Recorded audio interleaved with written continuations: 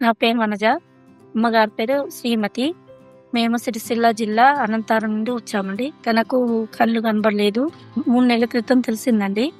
కన్ను నీరు గారడము, కన్ను కనపడడం, టీవీ చూడలేకపోవడం, ఏమైనా చేయడం, పని చేయలేకపోవడము, ఊరికే కన్ను ఎర్రగవడము అవన్నీ తెలుసు.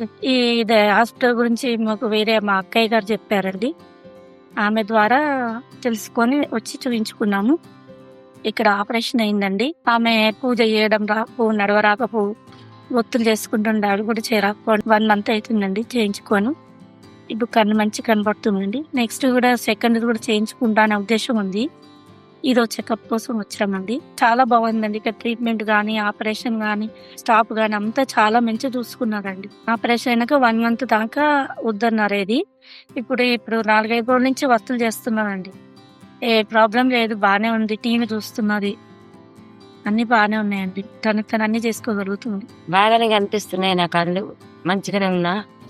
ఈ 5-6 రోజుల నుంచి పని కూడా చేసుకుంటున్నా. నేను పూజలు గీజలు అన్నీ నడిపిస్తున్నా. మాకు తెలిసిన వాళ్ళకి కూడా అందరికీ ఎవరికైనా చెప్తామండి. Thank you Pushpagiri I foundation.